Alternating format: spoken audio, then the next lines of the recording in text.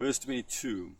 While Israel lived in that land, Reuben went and lay with Bilhah, his father's concubine, and Israel hear of it. Now the sons of Jacob were 12. So they got there, and like before, with the son of Shechem, the son of Shechem himself, where Dinah was raped. Now his eldest son, and he's going to remind him just before his death about this. He went into, he had intercourse with Bilhah, which is totally illegal. It is breaking the law. You're not supposed to do that. This is like, even in Romans, Paul says, you're a church here, you do things that not even people in the world would do, right? Means marrying their mother's kind of idea. So she is not his mother, but one of his brother's mother, right? And he's going to have intercourse with her. That's totally wrong. That's breaking the law. Now, why did he do it? Rachel is dead. There's still this family feud going on. Joseph is the most beloved, and now Benjamin is added to the list of most beloved. And Benjamin, the only one with a name that's given by Jacob, which all these things would have created friction. And the only kind of link still here is Bilhah, not the children so much, but Bilhah, and by then defiling her, he basically took, he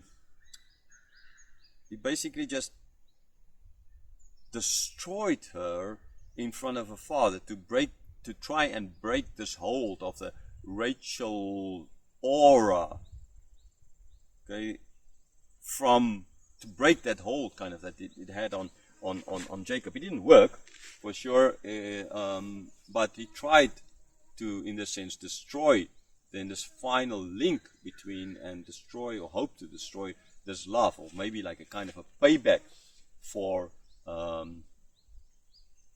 his father not loving his mother as he loved Rachel.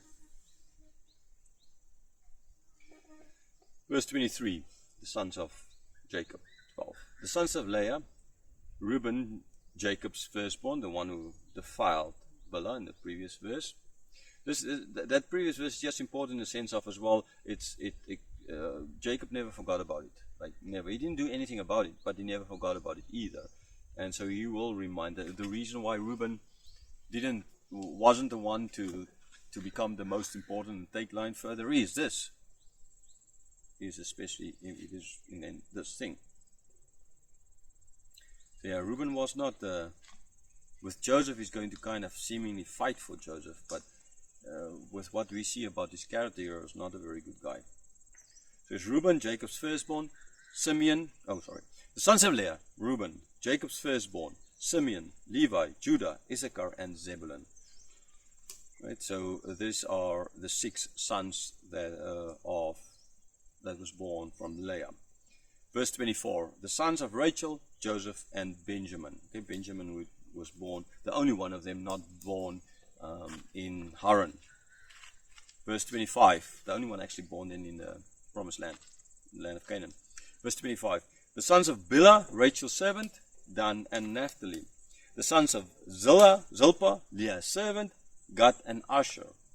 These were the sons of Jacob who were born to him in Padan Aram. So yes, sons of Bilhah, the sons of Jacob, Rachel, Bilhah, and Zilpah. It's always kind of in that. Well, Bilhah, Zilpah is in that order, right? But in lots of cases, like Rachel is always like more important than Leah, although her sons became first, so they were the oldest, and so therefore they are mentioned here first. Okay, then Rachel, and then the other 2, and then they said it's all were born in Padan Aram. Now Benjamin wasn't born there. Benjamin was born in the land of Canaan, in the promised land, the only one of them to be born in the promised land. And so although his name is mentioned there, he was actually not born there. Now that does not imply as a mistake or anything like that. Sometimes it can just be because this is where they were This is where all of them were born, so it's like just counted as if he was born there as well. Verse 27. And Jacob came to his father Isaac at Mamre, or Kiriath Arba, that is Hebron, where Abram and Isaac had sojourned. Okay, so here he comes to the same place where his father and his grandfather stayed for a while. Verse 28. Now the days of Isaac were 180 years. Okay, now we see Isaac still alive. He's 180 years old. Verse 29.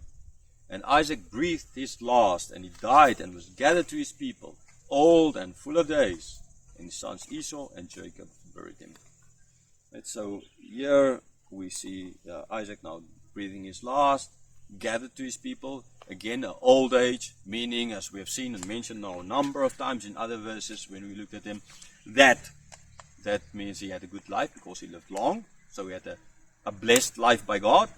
And being gathered as well, that would imply that that he lived the right kind of life according to the people as well. All of this happening. Yes, and then Esau and Jacob buried them. Right? This is the brothers together. The brothers at long last together burying the father. So now this is where this chapter ends. This is not where the story ends. This is where this chapter ends. So what is now going to, what awaits for them now? Okay. Yeah, just the sun is coming strong through, and I don't have a lot of air and burns my head. Right. So what is going to happen now? And the story again leaves us kind of in this limbo. Right. So is with Isaac now dead as Jacob Esau thought years and years before, that the moment this happens, then he can take revenge. So is he going to take revenge? They're together. And so maybe with some kind of trepidation, Jacob was burying his father with his brother, wondering if this is now going to happen. The same thing, exact same thing is going to happen with Isaac, with Joseph, when after the death of Jacob, when the brothers then thought, now now Joseph is going to take revenge. Right? Now he's going to kill them. So they went and said, okay, we'll be your slaves, but we'll still get to that. So those stories connected. Okay, so Moses telling the story, Moses saying this, so they leave the people here thinking, is this going to happen? Isn't this going to happen? And then at the same time, through the story of Joseph, this is sort of what they thought is going to happen. So Jacob most likely felt the same thing. But never is it really mentioned, never is it said that after this Jacob went to his brother and like, they lived in separate areas, right? Before already, they lived in separate, as we're going to see from the next chapter. So the next chapter, in a sense, then explains to us that in life, they're already separated. And so therefore Jacob most likely did not, I mean, there might still have been some points of doubt in there, form of doubt or something like that, but in general not.